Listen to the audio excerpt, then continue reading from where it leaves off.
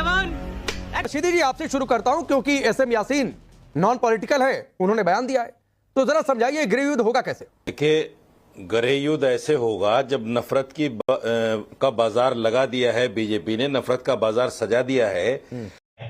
अच्छा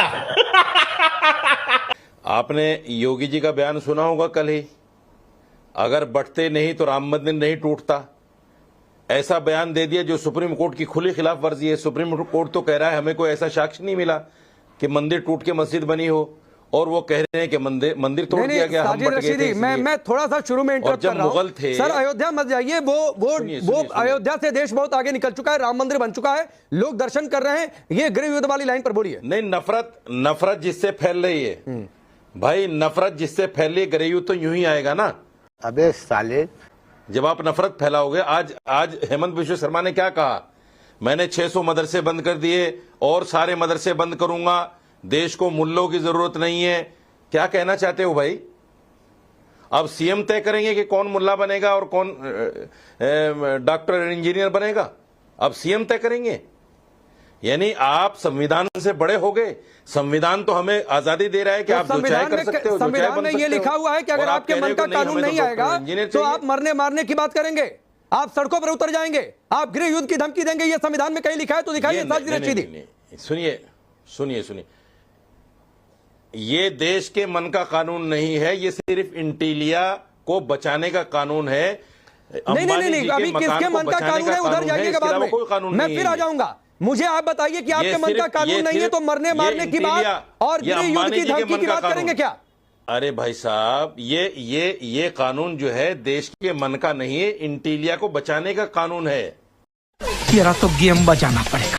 अंबानी के मन का कानून है ये। नहीं। आप समझते क्यों नहीं इन बातों को? नहीं, मैं नहीं समझूंगा ना, क्योंकि अकेले साजिद रशीदी थोड़े नहीं तय करेंगे देश के मन में क्या है। प्रदीप भंडारी, इसीलिए गृह युद्ध की धमकी, मरने मारने की बात, सिर धड़ की बाजी इससे पहले लगाने की बात हो गई है। तो आप सोचिए देश में क्या माहौल तैयार हो रहा है। सीएम योगी नहीं तय करेंगे कि कौन क्या पढ़ेगा।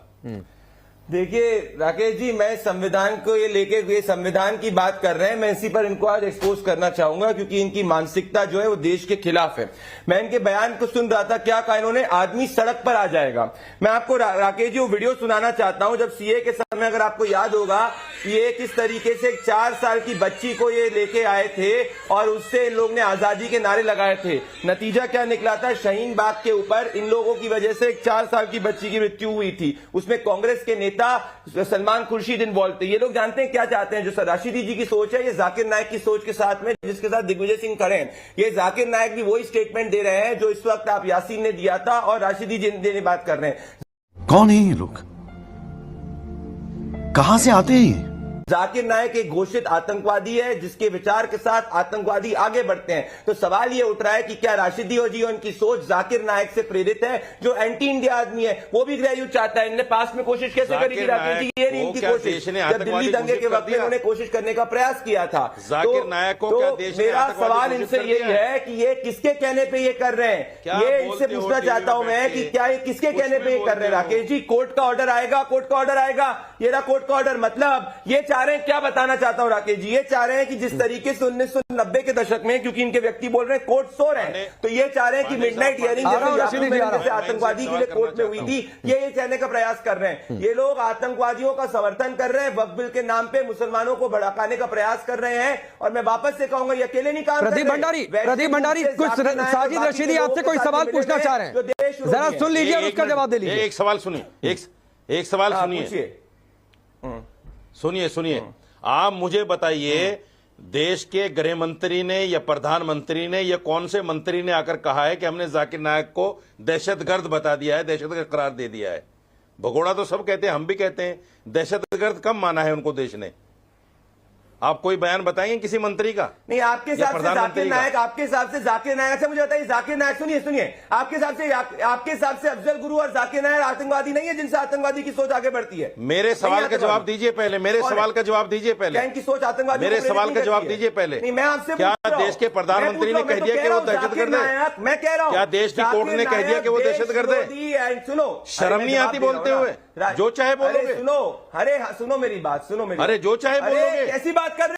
माँ खराब हो जाएगा, मैं माँ आप पढ़े लिखे हो कि नहीं हो? जिसने बांग्लादेश के अंदर आतंकवादियों कौन से कोर्ट ने साबित किया है कि वो दहशतगर्द है? पाकिस्तान की गोदी में जाके बैठा है। कौन से कोर्ट ने साबित किया है कि वो दहशतगर्द है? राकेश जी, आपके शो पे इनका एजेंडा कौन से कोर्ट ने साबित किया है कि वो दहशतगर्द है? मुझे बताइए। अच्छा, मैं इसमें एक सवाल ऐड करता हूं। साजिद रशीदी, मतलब आप जाकिर नाइक को आदर्श मानते हैं? फैसला नहीं, आप जाकिर नाइक को आदर्श मानते हैं? अरे शर्म करो यार। साजिद रशीदी, आप जाकिर नाइक को आदर्श मानते हैं? आप उन्हें मानते हैं वो एक सच्चा मुसलमान है? मैं जाकिर नायक को सुनिए, मैं जाकिर नायक को देश के कानून का भगोड़ा मानता हूं। नहीं, आप बताइए ना, क्या आप सच्चा मुसलमान भी मानते हैं क्या? चूंकि मेरा देश नहीं मानता। साजिद रशीदी, क्या आप सच्चा मुसलमान मानते हैं? मेरे देश के प्रधानमंत्री नहीं मानते। जाकिर नाइक को सच्चा मुसलमान मानते हैं क्या अपराधी मानते हैं? पहले बताइए। से थोड़े दहशतगर्द हो जाएंगे। आप जाकिर नाइक को सच्चा मुसलमान मानते हैं क्या अपराधी मानते हैं? मैंने कहा कि मैं देश के कानून का नहीं, आप जाकिर नाइक को सच्चा मुसलमान मानते हैं कि भगोड़ा अपराधी मानते हैं? पहले बताइए। लेकिन दहशतगर्द नहीं मानता। आप बताइए ना, जाकिर नाइक को सच्चा मुसलमान मानते हैं कि भगोड़ा अपराधी मानते हैं? जवाब यार पांडे जी, जाकिर नायक मुसलमान भी है? कौन कहता है मुसलमान नहीं? सच्चा मुसलमान है और भगोड़ा? अरे मुसलमान का साहब भी था, लेकिन मुसलमान का साहब भी था। क्या देश के किसी कोर्ट ने दहशतगर्द कहा है? राकेश जी, राकेश जी बोलिए प्रदीप भंडारी। दहशतगर्द कहा है? राकेश जी, ये रहा, मैं बता रहा हूं। देश के किसी कोर्ट ने दहशतगर्द कहा है? अनलॉफुल एक्टिविटीज प्रिवेंशन ट्रिब्यूनल ने जाकिर नायक की ऑर्गेनाइजेशंस के ऊपर एंटी टेरर कानून के अंदर ऑलरेडी बैन लगा चुका है, जो जिसके ऊपर यूएपीए की धारा है। इनके लिए कौन है ये मैं वापस से कहूंगा, इनसे पूछिए अफजल गुरु कौन है, पूछिए इनसे अफजल गुरु कौन है, पूछिए इनसे याकूब मेनन कौन है।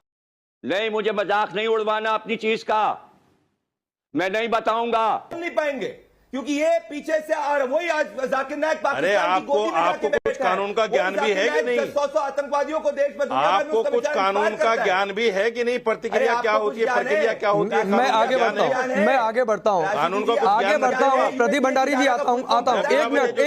एक मिनट साजिद रशीदी, एक मिनट। बहुत शर्म की बात है कि आप जाकिर नाइक को मुसलमान कहकर आप उसका डिफेंड कर रहे हैं। फिर तो शुभरास्ता मुसलमान का साहब भी था, मुसलमान अफजल गुरु भी था। कई मुसलमान ऐसे भी हैं जो आतंकी बनकर आते हैं, यहां पर जवानों की गोलियों का शिकार होते हैं, तो ये कहेंगे कि मुसलमान है। क्या मुसलमान नहीं जाकिर नायक? बता रहा हूं, मैं बता रहा हूं। अफजल गुरु को देखिए, इन्होंने जो 2016 का स्टेटमेंट दिया, इनको खुद उसको पढ़ लेना चाहिए। उन्होंने कहा कि प्रेरणा दी है, ये नहीं कहा कि आतंकवादी हैं। ठीक है, समझिए। क्या दहशतगर्द नहीं कहा जाकिर नायक को उसने 2016 के स्टेटमेंट में। नंबर एक। दूसरी बात सुनिए, अब सुनिए, एक मिनट सुनिए, अब चुप हो तो सुनिए। 1954 में वक्फ एक्ट आया, 1954 में। 1995 में उसमें संशोधन हुआ। दो ये अलग अलग बिल नहीं है, ये 1995 में सिर्फ संशोधन हुआ था, अलग से कोई वक्फ एक्ट नहीं आया था। इनको जानकारी नहीं। अरे तो ये भी अलग से नहीं आ रहा है साजिद रशीदी, ये भी संशोधन बिल है। 1954 में संशोधन बिल के जरिए ही आता है। 95 में संशोधन हुआ, बता नहीं पा रहे। 95 में अलग से बिल नहीं आया। बताऊंगा ना झूठ। अरे 95 में अलग से बिल नहीं आया, फिर झूठ। देखिए राकेश जी, ना ये कट्टरपंथी लोगों की सोच को मैं एक्सपोज करूंगा, ये मुसलमानों के भी विरुद्ध है इस देश के। मौलाना साजिद राशिदी जी इस देश के मुसलमानों के विरुद्ध है। 1995 के अमेंडमेंट में जो हुआ था, जिसके तहत 1954 का वक्फ एक्ट ये कहता था कि सिर्फ डोनेशन कोई इस्लाम फॉलो करने वाला व्यक्ति ही कर सकता है।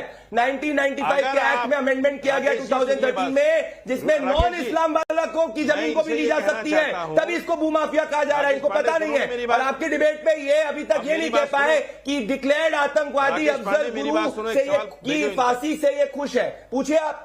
चलिए एक साजिद रशीदी, मैं आपकी पूरी बात सुनूंगा, आपको समय दूंगा। प्रदीप भंडारी ने एक सवाल पूछा सर, उसका जवाब दे लीजिए, फिर मैं आगे बढ़ूंगा। प्लीज जाकिर नायक की हो रही है, आप अफजल गुरु पे जा रहे हो बार बार। नहीं पाएंगे ये। आप अगर 1995 को ये साबित कर दो कि 1995 में दूसरा वक्फ एक्ट आया था, तो या तो टीवी पे बैठना आप छोड़ दो या मैं छोड़ दूंगा। करो साबित उसको,